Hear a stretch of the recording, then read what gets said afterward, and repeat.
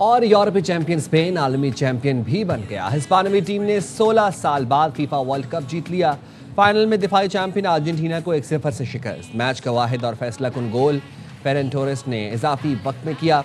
मुकर्रर वक्त तक मैच बगैर किसी गोल के बराबर था। टाइटल की हतमी जंग में यमाल की टीम ने शानदार खेल से मेसी 11 को मुकम्मल आउट क्लास किया।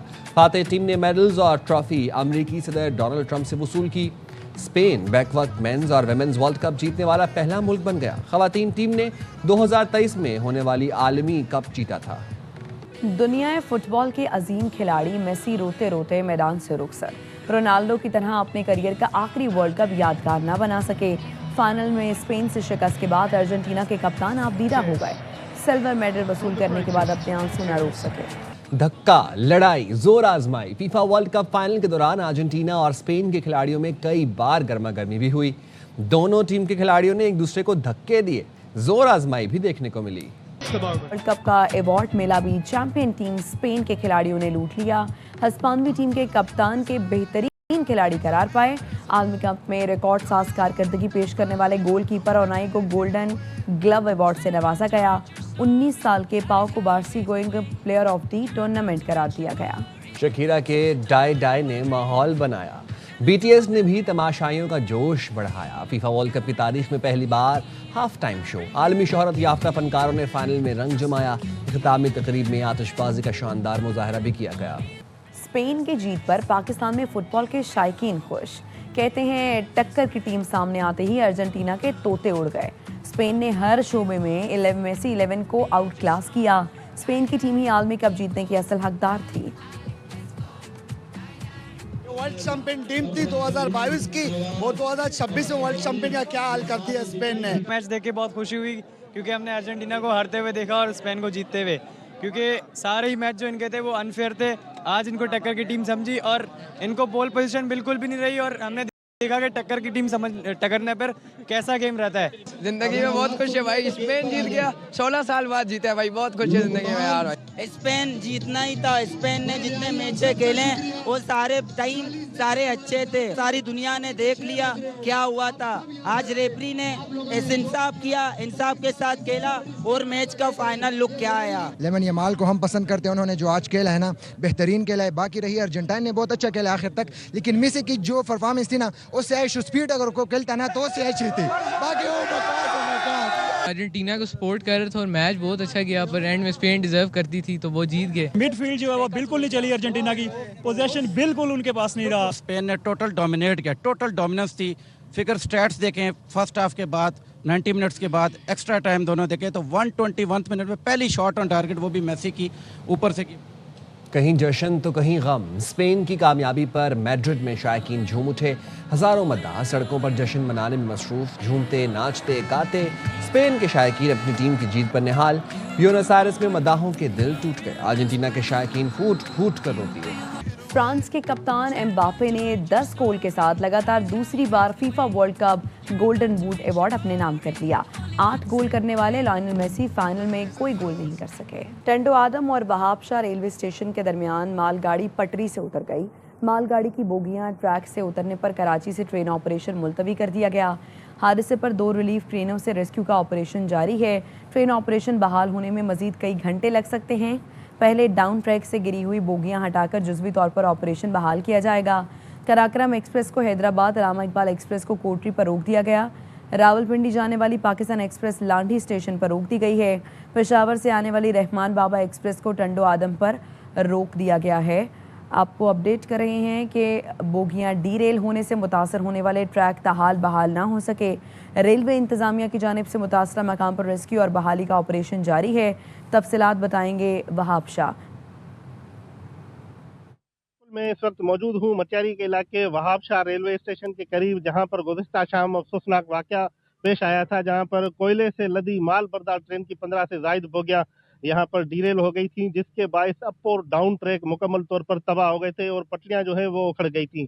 यहाँ पर मैं आपको बताता चलूँ कि अप ट्रैक जो है वो 1 किलोमीटर से ज़ायद जो है वो अपना उखड़ गया है, जबकि डाउन ट्रैक है वो भी आधा किलोमीटर तक जो है वो उखड़ गया है। तो मेरे अकब में आप देख सकते हैं कि रेलवे इंतजामिया की जानिब से रेस्क्यू की कार्रवाइयाँ जारी हैं और जो मुतासरा बोगियां हैं उनको रेलवे से पटरी से हटाने का काम जारी है। ज़मीन में इंतजामिया का यही कहना था कि हमारी भरपूर कोशिश है कि आज शाम तक एक ट्रैक बहाल करके रेलवे की जो सर्विस है वो बहाल की जाए, जबकि डाउन ट्रैक अप ट्रैक बहाल करने में कुछ ना कुछ वक्त ज्यादा दरकार लग सकता है। जी आगे बढ़े और आपको बताएं कि अमेरिका ने ईरान पर मुसलसल नवी रात भी फ़ज़ाई हमलों का सिलसिला मुकम्मल कर लिया।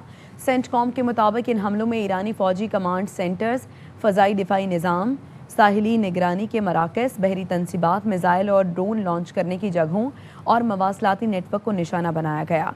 हुकाम का कहना है हमले ईरानी फ़ौजी सलाहियतों को मज़ीद कमज़ोर करने के लिए जारी रहेंगे ताकि आपने हुर्मुज़ से गुजरने वाले बहरी जहाज़ों को निशाना बनाने की ईरानी बहरिया की सलाहियत को ख़त्म किया जा सके। अमरीकी फ़ौज की ईरान के खिलाफ कार्रवाइयाँ जारी। सेंट्रल कमांड के मुताबिक आज ईरान की बहरी नाकाबंदी के दौरान अमरीकी बहरिया ने 6 तिजारती जहाज़ों का रास्ता तब्दील कर दिया और एक जहाज़ को नाकारा बना दिया। सेंटकॉम के जारी बयान में बताया गया खलीज पास में तैनात गाइडेड मिसाइल से लैस अमरीकी जंगी बहरी जहाज़ के एहलकार मुसलसल निगरानी और कार्रवाइयों में मसरूफ़ हैं, जो मुकम्मल मुस्तैदी के साथ अपनी जिम्मेदारियां अंजाम दे रहे हैं। अमरीकी सदर डोनाल्ड ट्रंप ने कहा आज रात ईरान पर बहुत शदीद हमला किया है। ये हमला उन अमरीकी फ़ौजियों के लिए किया गया जो इस जंग में मारे गए। अपने बयान में उन्होंने कहा ईरानी हमले हलाक अमरीकी फ़ौजियों की तादाद शायद 3 है। ट्रंप ने उन्होंने अजीम और मुहिब वतन करार दिया। ट्रंप ने मज़ीद कहा अमरीकी फ़ौजियों की लड़ाई का मकसद ये है कि ईरान कभी जौहरी हथियार हासिल न कर सके। अमरीका ईरान के साथ कशीदगी के बावजूद सिफारती हल का ख्वाहां है। अमरीकी वज़ीर ख़ारिजा मार्को रूबियो ने कहा मुसलसल 9 दिन तक अमरीकी फ़ज़ाई हमलों और 3 अमरीकी फ़ौजियों की हलाकत के बावजूद अमरीका अब भी सिफारती हल के लिए तैयार है। खबर एजेंसी के मुताबिक उनका बयान ऐसे वक्त में सामने आया है जब ट्रंप इंतज़ामिया ईरान के ठिकानों के खिलाफ फ़ौजी कार्रवाइयाँ जारी रखे हुए है। ईरान ने खित्ते में मौजूद अमरीकी अहदाफ को कामयाबी से निशाना बनाने का दावा किया। ईरानी सरकारी मीडिया के मुताबिक पासदारान इनकलाब ने ईरान के मुख्तलिफ इलाकों से खित्ते में मौजूद अमरीकी तनसीबात पर मुतादिद मिसाइल दागे हैं। इन हमलों में बड़े पैमाने पर अमरीकी तनसीबात पर नुकसान पहुँचाया गया। अमरीकी हुकाम ने ताहाल पासदारान इनकलाब के दावा और हमलों की तस्दीक नहीं की। अमरीका ईरान जंग के शोले उर्दन में भी भड़क उठे। अमरीकी फ़ौजी अड्डे पर ताबड़तोड़ हमले। अमरीका की नज़र में महफूज तरीन अड्डे पर पासदारान इनकलाब ने कई मिसाइल दाग दिए। 5 रोज़ में 4 कामयाब हमले सबसे बड़ा और मुकबल एयरबेस पर किया गया। जंग के बावजूद ईरान से सिफारती हल अमरीका की तरजीह करार। अमरीकी वज़ीर तवानाई क्रिस राइट कहते हैं उर्दन में फ़ौजियों की हलाकत के बावजूद सदर ट्रंप ईरान से पुरअमन मुआहरा चाहते हैं। ईरान मुआहरे के लिए तैयार है तो ये तनाज़ा इसी तरह ख़त्म हो सकता है। क्रिस राइट ने यह भी कहा ईरानी ताउन के बगैर भी आपने हुर्मुज़ खुली रहेगी, वहाँ से तेल और गैस की बिला रुकावट तरसील यकीनी बनाएंगे। अमरीका के किसी भी नए हमले का फैसला कुन और तबाहकुन जवाब दिया जाएगा। खातिमुल अंबिया सेंट्रल हेडक्वार्टर्स के कमांडर मेजर जनरल अब्दुल्लाही ने खबरदार कर दिया। अब्दुल्लाही ने अमरीका को बड़ा शैतान, मुजरिम, गद्दार और मकार दुश्मन करार दिया और कहा अमरीका को गुज़श्ता जंगों की निस्बत भारी कीमत चुकाना पड़ेगी। उन्होंने इल्ज़ाम लगाया अस्करी तसादुम में पै दर पै शिकस्तों के बाद अमरीका ईरानी कौम में फूट डालने की कोशिश कर रहा है। को कश्मीर के पहाड़ों में तीरों की बारिश से शेर का तारीखी शिकार होगा। कोटली आज़ाद कश्मीर में इंतखाबी जलसे से खिताब में बिलावल भुट्टो ने कहा इस्लामाबाद वाले कराची और बलूचिस्तान के फैसले भी करना चाहते हैं। आज़ाद कश्मीर इलेक्शन के लिए नून लीग की मरकजी क़यादत ने सरगर्मियाँ तेज़ कर दी। सदर नून लीग मियां नवाज शरीफ मंगल को मुजफ्फराबाद और जुम्मे को मीरपुर आज़ाद कश्मीर में जलसे से खिताब करेंगे। मुजफ्फराबाद और मीरपुर आज़ाद कश्मीर में नवाज शरीफ के जलसों की तैयारियां जारी हैं। वफाकी वज़ीर बराए उमूर कश्मीर इंजीनियर अमीर मकाम की मीरपुर में चौधरी सईद से मुलाकात। 24 जुलाई के जलसे की तैयारियों पर मुशावरत की गई। जलसे के इंतजामात, कारकुनों की सरगर्मी और इंतखाबी हिकमत अमली का जायजा लिया गया। बिलावल भुट्टो कश्मीर में लीगी वुज़रा की भड़काई आग बुझाने की कोशिश कर रही हैं। नून लीगी वुज़रा के गैर जिम्मेदाराना बयानात से कश्मीर में मनफी फ़ज़ा पैदा हुई। सिंध हुकूमत के सीनियर वज़ीर शर्जील इनाम मेमन का राना सनाउल्लाह के बयान पर रद्द-ए-अमल। शर्जील मेमन ने कहा गैर संजीदा सियासत करते हुए कश्मीरी अवाम की तौहीन की गई। तकब्बुर का आलम यह है कि वुज़रा अपने बयानात पर मौज़रत करने से भी गुरेज कर रहे हैं। शर्जील मेमन ने कहा बिलावल भुट्टो चारों सूबों कश्मीर और जीबी के अवाम का एहसास महरूमी ख़त्म करने की कोशिश कर रहे हैं। बिलावल भुट्टो हकीकी मुदब्बर का किरदार अदा कर रहे हैं। कश्मीर कॉज के खिलाफ हर साजिश नाकाम बनाएंगे। चंद हज़ार बंदे इकट्ठे करके लश्कर कशी करने वाले कोई मायने नहीं रखते। हिजरत करने वाले भी उतने ही कश्मीरी हैं जितने आप हैं। वफाकी वजीर इत्तलात अताउल्लाह तारड़ का लाहौर में तकरीब से खिताब। किसी को हक नहीं है कि वो ये कहे कि हिजरत करने वालों की हम ये सीटें खत्म करेंगे। तो ये जो मजमूम साजिश हुई पाकिस्तान के खिलाफ, कश्मीर कॉज के खिलाफ, इसके पीछे एजेंडा और था। चंद हजार बंदे इकट्ठे करके लश्कर कशी करे और समझे कि असले के जोर पे वो अपनी बात मनवा लेगा तो रियासतों के आगे चीज कोई मानी नहीं रखती। एक मोहतरमा नौरीन न्याजी साहिबा का बयान सामने आया, अपने भाई की सियासत के पीछे वो मार्का हक पे सवाल उठाना शुरू हो गए हैं। वो ऐसे बयान देते हैं जो भारतीय मीडिया की जीनत बनते हैं। मार्का हक पे पाकिस्तान की फतह इनको हजम नहीं हुई। कुछ लोगों से मार्का हक में पाकिस्तान की फतह हजम नहीं हो रही। नून लीग के रहनुमाओं का बानी पीटीआई की बहन नौरीन न्याजी के बयान पर रद्द-ए-अमल। नौरीन न्याजी साहिबा का एक बयान मार्का हक के हवाले से इंतहाई अफसोसनाक और काबिल मजम्मत है। इमरान खान और उनकी पूरी फैमिली कोई भी ऐसा मौका हाथ से नहीं जाने देते इसमें वो पाकिस्तान के खिलाफ बयान और रियासत के खिलाफ बयानिया बनाने से बाज रहे हैं। ये बयानात पूरी कौम इनकी मजम्मत करती है। बानी पीटीआई का हदफ पाकिस्तान को नुकसान पहुंचाना है। ये हर उस चीज पर हमलावर होते हैं जिससे पाकिस्तान कमजोर हो सके। अपने इदारों पर और पाकिस्तान पर सिर्फ इसलिए हमलावर है कि अपने पालने पोसने वालों को खुश करना है। पीटीआई पाकिस्तान के खिलाफ भी है, वो पाकिस्तान की अफवाज के खिलाफ भी है। पीटीआई और इमरान खान अपने सियासी मफादात के लिए पाकिस्तान के दिफा को दाव पर लगाने के लिए तैयार हैं। हम किसी को मुल्क दुश्मन नहीं कहना चाहते, मगर अगर ये बयान और ये सोच मुल्क दुश्मनी नहीं है तो क्या है? किसी भी रियासत के अंदर इस तरह का बयानिया काबिल कबूल नहीं हो सकता। नौरीन न्याजी का जो बयान है, मैं समझता हूँ कि इंतहाई शर्मनाक और एक काबिल मजम्मत बयान है। भारतीय खुफिया एजेंसी रा जो है उसके एजेंडे को आपने तकवीत देने की कोशिश की है। मार्का हक की जो फतोहात थी उसको बाकायदा तौर पर प्रेसिडेंट ट्रंप ने बार बार एक्नॉलेज किया। गिन गिन के वो त्यारे बताए, नरेंद्र मोदी के पास उनका जवाब नहीं था। भारतीय गोदी मीडिया ने नौरीन न्याजी के मुतनाज़ बयान को पाकिस्तान मुखालिफ प्रोपेगेंडे का हथियार बना लिया। भारतीय मीडिया नौरीन न्याजी के मार्का हक से मुतालिक बयान को खबरों की जीनत बना रहा है। बानी पीटीआई की बहन ने इंटरव्यू में मार्का हक पर अफवाज पाकिस्तान को बेजा तनकीद का निशाना बनाया।